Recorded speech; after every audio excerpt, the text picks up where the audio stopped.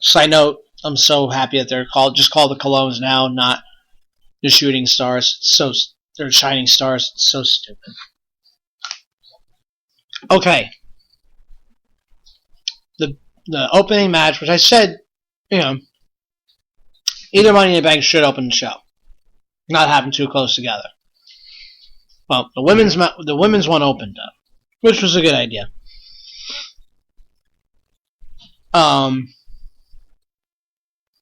If you look on WWE.com under results, which I'm looking at right now, just so I can remember what matches were there, Carmella stole the Money in the Bank women's ladder match. Okay, the match itself for the women's Money in the Bank ladder match was, I think, a lot better than most expected. It exceeded my expectations.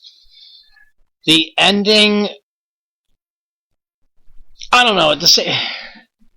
Everybody, okay, it's James Ellsworth. He's supposed to be the heel.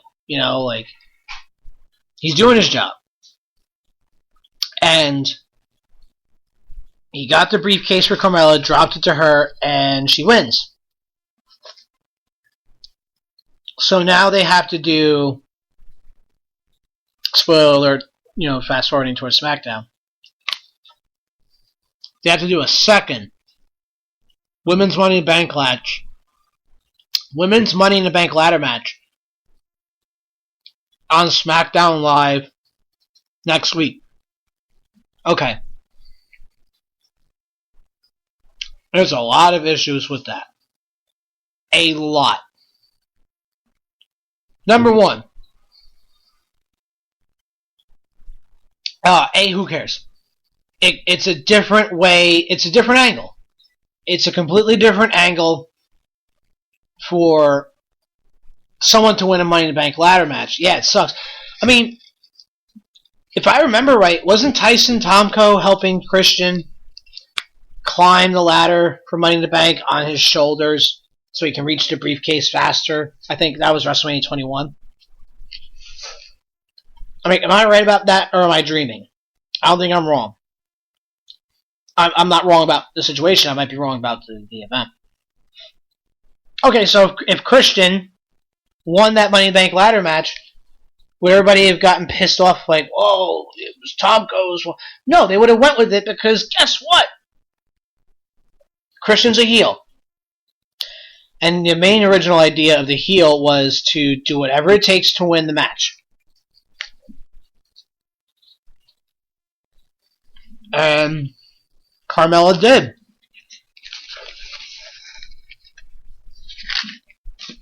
And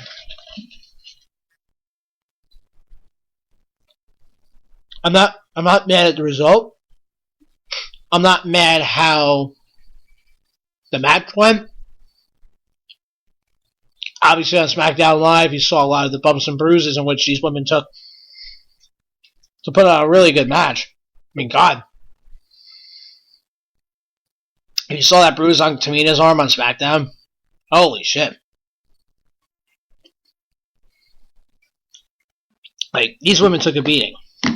And they put on a good match. Even with men, I'll say this with women too, at what cost? For the long term.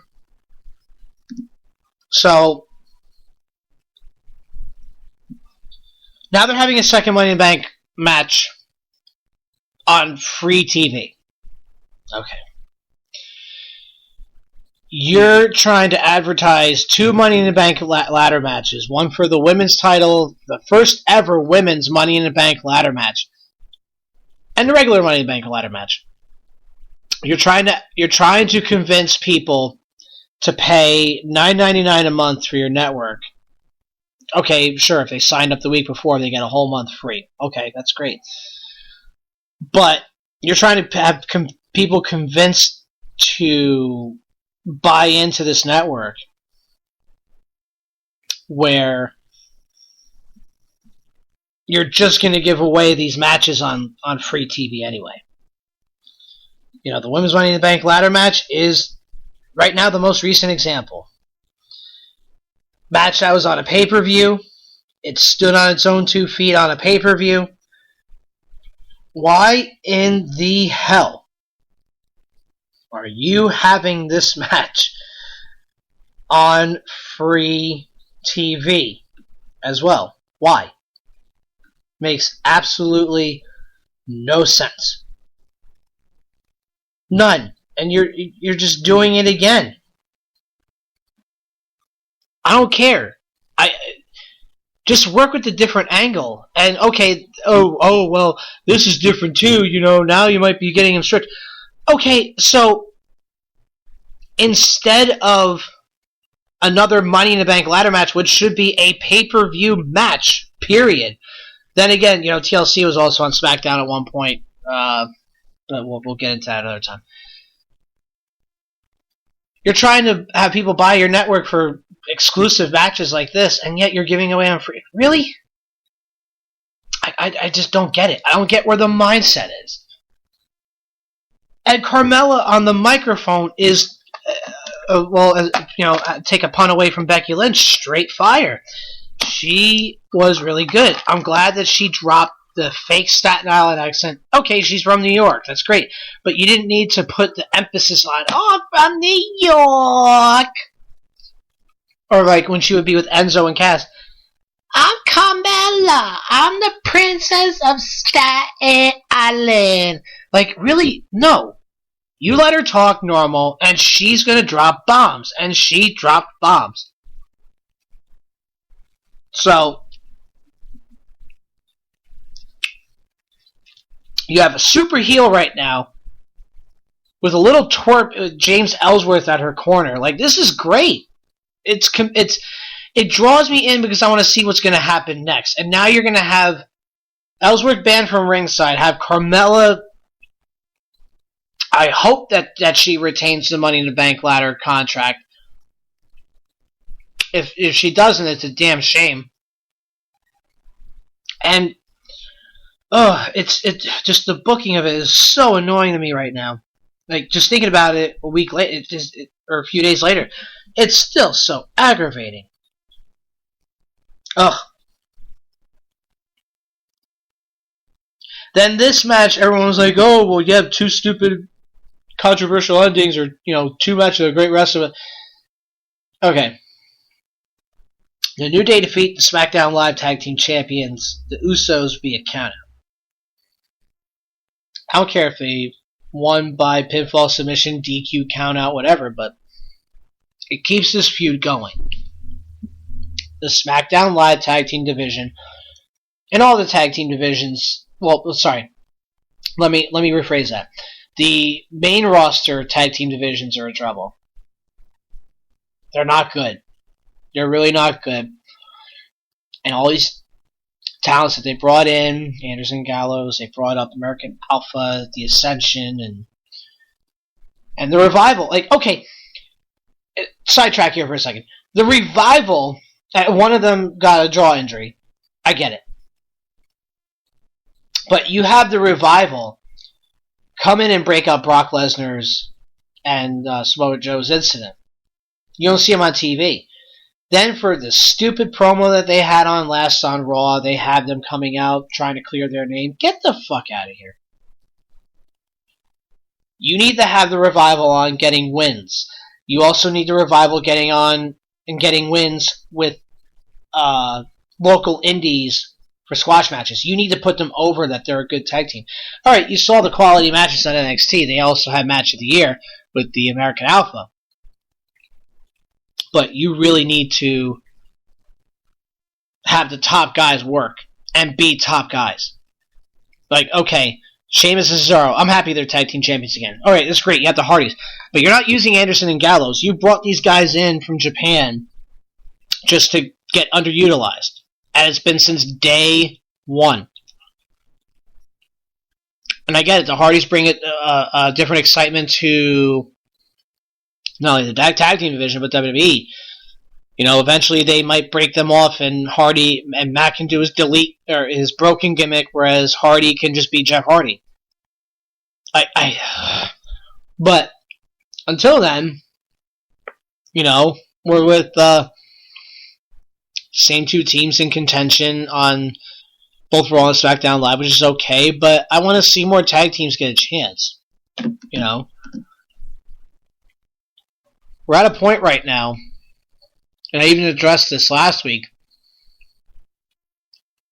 about the rumors that Triple H really pissed off at Vince McMahon for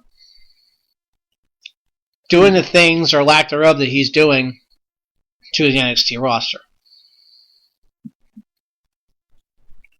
You know, again, American Alpha is a great example. The Ascension is a great example. Dana Brooke doesn't need to be on TV. She doesn't even deserve to be on the roster. Charlotte and Sasha, they traded 1 million titles with, which got boring really fast. Bayley has severely been underutilized and poorly booked.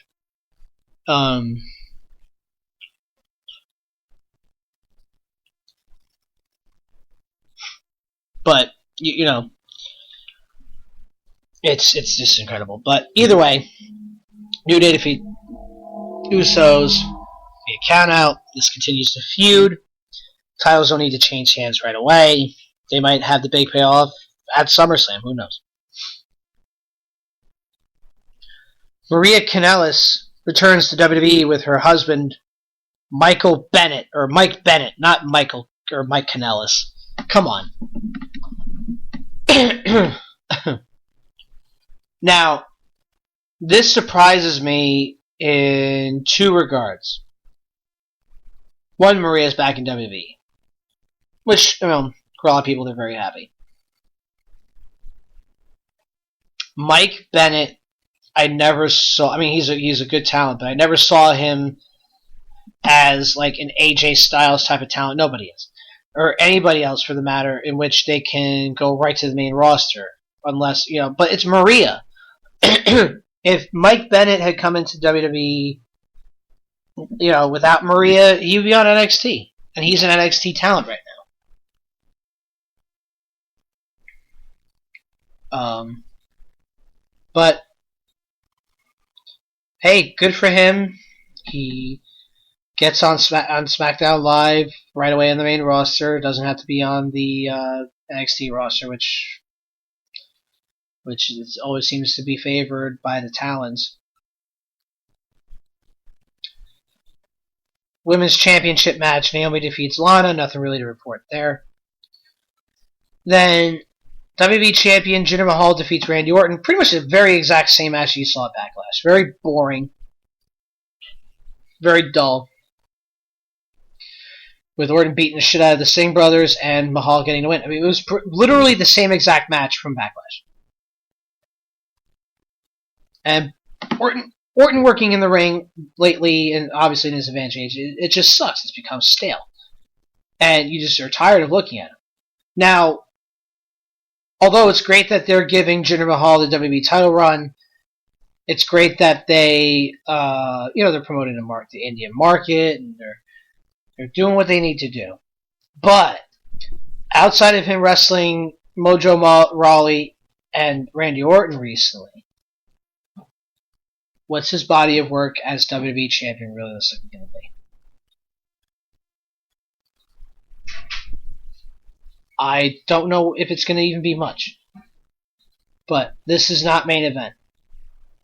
And while I get it because you have names like Owens, Styles, Zayn, and Nakamura and Ziggler, and you have all of them in the Money in the Bank ladder match. Yeah, the bigger stars need to go on last, but that's the WWE Championship. That should go on last. Unless there's a reason why champion's not going on last. So, not much to really report on that. This part of it is where, I gave up kind of when the Kanellis returned. And definitely after Lana versus Naomi. But this really was the icing on the cake. Breezango. Alright, well, who attacked Tyler Breeze? And the Ascension says, oh, it was us. Kami was out in the ring, and they still lose. Like, if you wanted to make a statement of, like, trying to push the Ascension, alright, maybe you might have the Ascension lose by DQ, which means Breezango wins by DQ. and keep the feud going that way.